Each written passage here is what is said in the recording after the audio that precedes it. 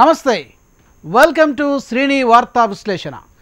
జై జవాన్ జై కిసాన్ ఈ నినాదం ఇప్పటిదేమీ కాదు. 1965లో రామ్లీలా మైదానంలో నాటి ప్రధాని లాల్ బహదూర్ శాస్త్రి ఇచ్చిన నినాదం. ఆ నినాదం ఇచ్చి సుమారు 55 ఏళ్లు కావస్తున్న రైతుల పరిస్థితిలో మార్పు కనిపించడం లేదు. తాజా ఎన్నికల్లో రైతు సమస్యలు కీలకంగా మారాయి. ప్రధానమంత్రి మొదలుకొని పలు చోట్ల ఎంపీ అభ్యర్థులకు రైతుల సెగ తగులుతోంది. ఈ నేపథ్యంలో రైతులు ఈ ఎన్నికలకు ఎందుకింత ప్రాధాన్యత ఇస్తున్నారు? పలు చోట్ల పదులు వందల సంఖ్యలో బరిలోకి ఎందుకు దిగుతున్నారు? ప్రభుత్వ నగదు సాయం వారిని ఎందుకు సంతృప్తి పరచలేకపోతోంది? ఇంతకు వారేం కోరుకుంటున్నారు? తదితర అంశాలపై హెచ్ఎంటీవీ సీఈఓ శ్రీనివాసరెడ్డి సమగ్ర విశ్లేషణ ఇవాల్టి శ్రీని వార్తా విశ్లేషణలో చూద్దాం. నిజామాబాద్ ఎంపీ స్థానం నుంచి సుమారు 180 మంది రైతులు ఎన్నికల బరిలో నిలవడం దేశవ్యాప్తంగా సంచలనం కలిగించింది.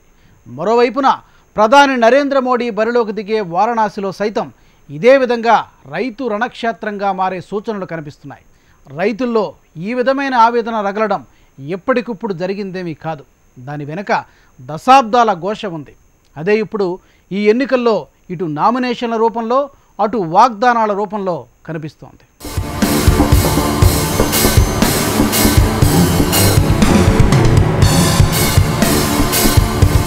రైతు సమస్యలు తారాస్థాయికి చేరుకున్నాయని, అవి ఈ ఎన్నికల్లో తమ ప్రభావం కనబర్చనున్నాయని స్వరాజ్ ఇండియా అధ్యక్షుడు యోగేంద్ర యాదవ్ గత డిసెంబర్లో అన్నారు. 3-4 దశాబ్దాలుగా ఎన్నడూ లేని విధంగా 2019 ఎన్నికల్లో రైతు సమస్యలే కీలకంగా చర్చకొస్తాయని కూడా ఆయన అన్నారు. అది నిజమే అయింది. ఇప్పుడు దేశంలో ఎక్కడ చూసినా రైతు సమస్యలే చర్చకొస్తున్నాయి. అన్ని ప్రధాన పార్టీలు కూడా రైతుల గురించి మాట్లాడుతున్నాయి. రాష్ట్రాల్లో, కేంద్రంలో ప్రభుత్వాలు తాము అమలు చేస్తున్న రైతు పథకాల గురించి ప్రస్తావిస్తున్నాయి.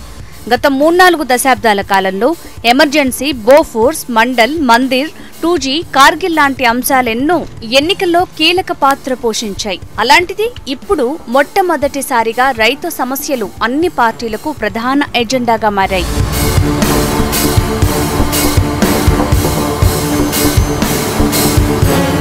నాలుగు దశాబ్దాలుగా రైతు సమస్యలు ఎన్ని ఉన్నా అవేవి ఎన్నికల్లో కీలకం కాలేదు.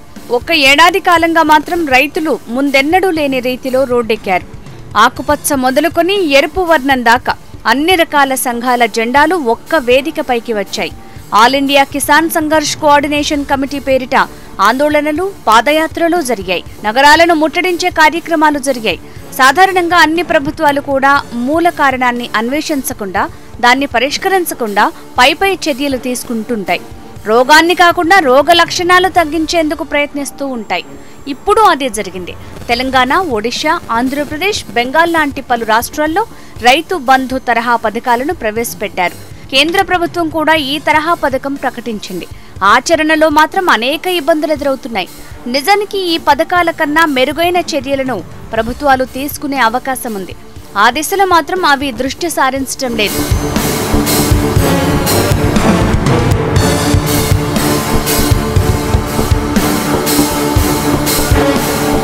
వివిధ రాష్ట్ర ప్రభుత్వాలు, కేంద్రం ప్రకటించిన రైతు బంధు తరహా పథకాలు రోగాన్ని కాకుండా రోగ లక్షణాలను మాత్రమే తగ్గిస్తాయి.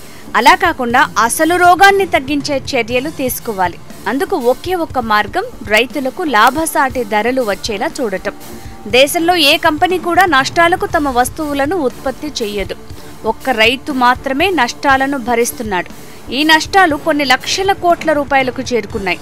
అందుకే రైతులు రోడ్ల మీదకొస్తున్నారు, నగరాలను ముట్టడిస్తున్నారు, చివరకు ఎన్నికల్లో కూడా పోటీ చేస్తున్నారు.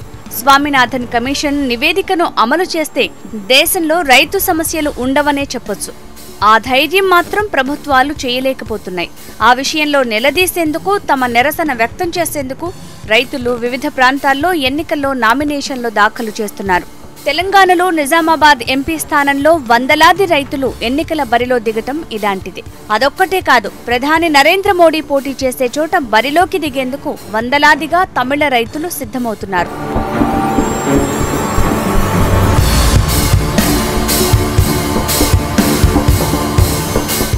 రైతులకు ఏటా 2 సార్లు లేదా 4 సార్లు నేరుగా నగదు సాయం అందించే పథకాలు చూసేందుకు ఆకర్షణీయంగానే కనిపిస్తాయి. కానీ అవేవీ రైతులకు అంతగా మేలు చెయ్యవు. 1 ఎకరా పొలం ఉన్న రైతు ప్రభుత్వం నుంచి గరిష్టంగా 10,000 సాయం పొందే అవకాశం ఉంది. అదే రైతుకు లాభసాటి ధర లభిస్తే ఒక్కో ఎకరాకు 25,000 రూపాయల వరకు అదనపు రాబడి పొందే అవకాశం ఉంది.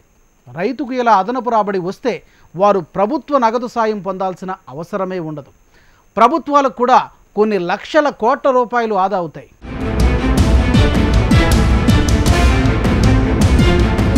రైతు ఉద్యమాల సందర్భంగా తప్పక గుర్తు చేసుకోవాల్సింది మొన్నోబు సాంబశివన్ స్వామినాథన్ గురించి. ఇంత పెద్ద పేరు చెబితే ఎవరో అనుకోవచ్చు గాని ఎంఎస్ స్వామినాథన్ అంటే చాలు రైతాంగానికి అపార సేవలు అందించిన వ్యక్తి గుర్తుకొస్తారు. ప్రొఫెసర్ ఎంఎస్ స్వామినాథన్ ను హరిత విప్లవానికి మార్గదర్శకుడిగా భావిస్తారు. తమిళనాడుకు చెందిన ఆయన స్వతహాగా జన్యు శాస్త్రవేత్త. 1966లో మెక్సికోకు చెందిన విత్తనాన్ని పంజాబ్కు తెచ్చి దేశీయ రకాలుగా మార్చారు. అత్యధికంగా పండే గోధుమ విత్తనాన్ని సృష్టించారు. అప్పటి యూపీఏ సర్కార్ అన్నదాతకు అండగా నిలిచేలా 2004 నవంబర్ 18న స్వామినాథన్ కమిషన్ను వేసింది. ఈ కమిషన్ పలు సిఫారసులు చేస్తూ 5 రిపోర్ట్లను కేంద్రానికి సమర్పించింది. ఉత్పాదక వ్యయానికి అదనంగా 50% జోడించి కనీస మద్దతు ధర ప్రకటించాలని సూచించింది. ఆ సిఫారసులేవీ ఇప్పటివరకు అమలు కాలేదు. దీంతో రైతుల బాధలు, ఆత్మహత్యలు పెరిగిపోయాయి.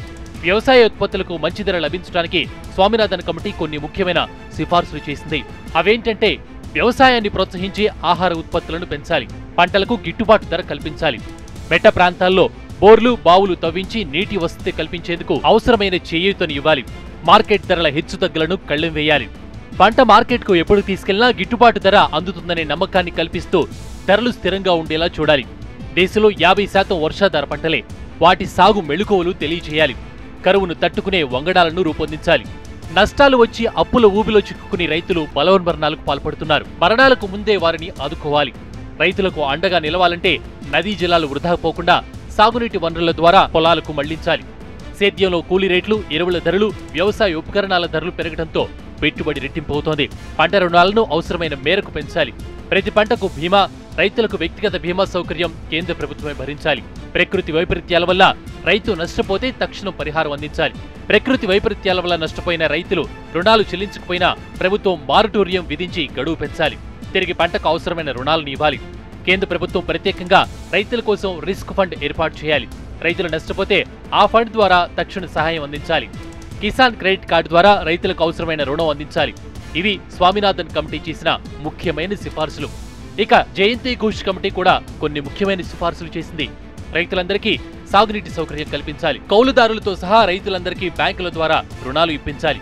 మెట్ట భూముల అభివృద్ధిపైన దృష్టి పెట్టాలి. సాంకేతిక పరిజ్ఞానాన్ని వాడుకోవాలి. సుస్థిరమైన, చౌకగా లభించే ఉత్పాదకాలను ఉపయోగించాలి. గిట్టుబాటు ధర విషయంలో ప్రత్యేక శ్రద్ధ చూపించాలి. గ్రామీణులు ఆర్థికంగా ఎదిగేలా వ్యవసాయేతర కార్యకలాపాలను ప్రోత్సహించాలి. ఇవి జయంతి ఘోష్ కమిటీ సిఫార్సులు చేసి ఏళ్లు గడుస్తున్నా వాటిని అమలు చేస్తున్న దాఖలాలు మాత్రం కనిపించడం లేదు. అరకొర చర్యలు తీసుకున్నా అవి ఆశించిన ఫలితాలను అందించడం లేదు.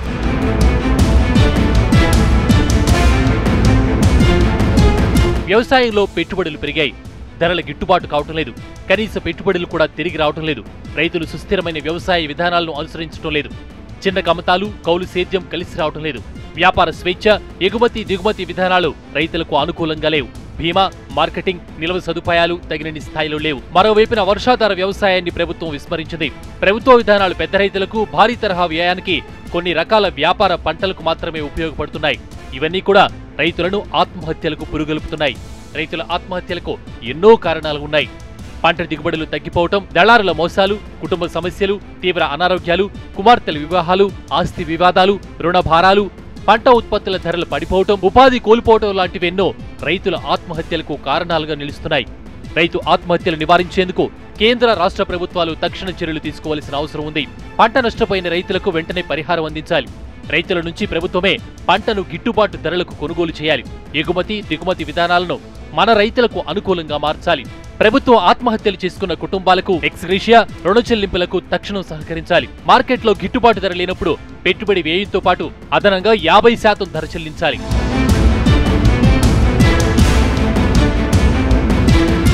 తాజా ఎన్నికల్లో ఆయా పార్టీలు ఎప్పటిలా ప్రజాకర్షక పథకాలకే పెద్దపీట వేస్తున్నాయి. స్వామినాథన్ కమిటీ సిఫారసుల అమలుని ఉద్దేశపూర్వకంగానే విస్మరిస్తున్నాయి. ఆ కమిటీ సిఫారసులు అమలు చేసిన నాడే రైతులు బాగుపడతారు, దేశం బాగుంటుంది. జై జవాన్ జై కిసాన్ అన్న నినాదానికి సార్థకత చేకూరుతుంది. స్వామినాథన్ కమిటీ సిఫార్సులు అమలు చేస్తాం అనే ఒక్క ప్రకటన దేశంలో ప్రకంపనలు సృష్టిస్తుందంటే అతిశయోక్తి కాదు. కాకపోతే ఆ హామీ నెరవేర్చేందుకు మాత్రం కొన్ని పార్టీలు కూడా వెనకాడుతూ ఉన్నాయి. కాంగ్రెస్ ఇటీవల అసెంబ్లీ ఎన్నికల్లో రైతు రుణమాఫీ హామీతో విజయం సాధించింది. అదే హామీని లోక్సభ ఎన్నికల్లో రిపీట్ చేస్తోంది. ఇతర పార్టీలు సైతం అదే ధోరణితో వ్యవహరిస్తూ ఉన్నాయి. రైతులకు నేరుగా నగదు సాయం చేయడంపై అవి దృష్టి పెడుతున్నాయి. అంతే తప్ప పదే పదే రుణమాఫీలు చేయడం కన్నా, నేరుగా నగదు సాయం అందించడం కన్నా కూడా సమస్యను మూలం నుంచి పరిష్కరించడంపై మాత్రం అన్ని పార్టీలు దృష్టి పెట్టలేకపోతున్నాయి. రైతులు ఎన్నికల బరిలో నిలవటం అనేది చిన్న విషయం కాదు. అలాంటి పరిస్థితి ఎందుకు వచ్చిందని యావత్ దేశం ఆలోచిస్తోంది. ఆ ఆలోచన రైతు సమస్యల పరిష్కార దిశగా వెళ్లవలసిన అవసరం ఉంది. స్వామినాథన్ కమిషన్ సిఫార్సుల అమలు తొలి మెట్టు మాత్రమే. మారుతున్న కాలానికి అనుగుణంగా సాగు రంగంలోనూ మార్పులు చోటు చేసుకోవాల్సిన అవసరం ఉంది. అవి ఒక్కసారిగా వస్తే వ్యవసాయ రంగం ఉక్కిరిబిక్కిరి అవుతోంది. అందుకే ఒక దీర్ఘకాలిక ప్రణాళికను రూపొందించుకుని అమలు చేయవలసిన అవసరం ఉంది. దేశంలో సాగుపై ఆధారపడే వారి సంఖ్యను తగ్గించవలసిన అవసరం ఉంది. అదే సమయంలో చిన్న రైతులు ఉన్నంతకాలం వారి సంక్షేమానికి ప్రభుత్వం చర్యలు తీసుకోవాల్సిన అవసరం కూడా ఉంది. ఆ దిశలో అన్ని పార్టీలు ఆలోచిస్తాయని ఆశిద్దాం. ఇది ఇవాల్టి శ్రీని వార్తా విశ్లేషణ. మరో కార్యక్రమంలో మళ్ళీ కలుద్దాం. చూస్తూనే ఉండండి HM TV.